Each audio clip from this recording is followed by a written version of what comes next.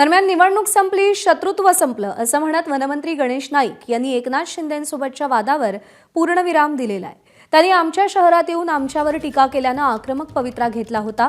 आता निवडणूक संपल्यानं टीका संपली, ते आमचे मित्रपक्ष आहेत, आता शहराच्या विकासावर एकत्र काम करणार असं गणेश नाईक म्हणाले।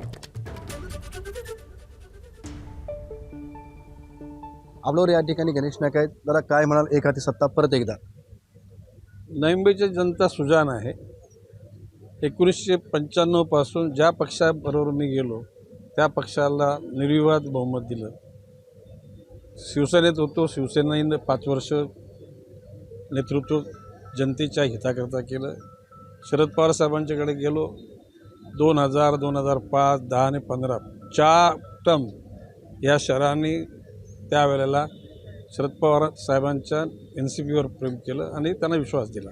आता भारतीय जनता पक्षात आम्ही आलो, भारतीय जनता पक्षाला बहुमत दिलं आणि जनतेच्या हिताकरता सर्व गोष्टी निश्चित होतील याची खात्री जनतेला पटल्यामुळे जनतेनं हा विश्वास ठेवलेला आहे। यावेळची निवडणूक आहे ती विकासावरती झाली नव्हती, तर मुद्द्यावरून मुद्द्यावर गेली होती। नाही, आमचा मुद्दा विकासाचाच होता, परंतु आमच्या शहरात येऊन काही लोकांनी स्वतःची एखादी भूमिका मांडण्याचा प्रयत्न केला, तो खोडून काढण्याचा आम्ही प्रयत्न केला आणि त्याच्यामध्ये आम्ही यशस्वी झालो।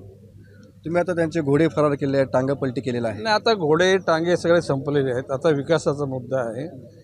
ज्या काही गोष्टी चुकीच्या घडल्यात त्या माननीय मुख्यमंत्र्यांच्या मी निदर्शनात आणल्यात। एकनाथ शिंदेने तुमचे आरोप केले, तुम्ही त्यांच्यावर केले होतं, पुढे इथं कसं करायला यापुढे? आता नाही, आता आरोप प्रत्यारोप संपले आमच्याकडून, आम्ही त्या गोष्टीला पूर्ण विराम दिलेला आहे। आपण काल बघितलं असेल का आमच्या एका चाहत्याने सेक्टर 17 मध्ये असे होर्डिंग लावले होते व्यंगचित्राचे।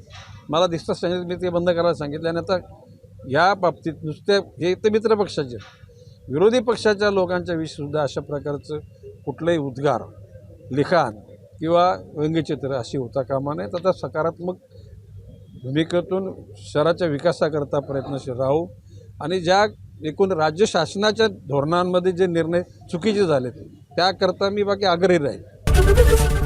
ABP माझा, उघडा डोळे बघा नीट।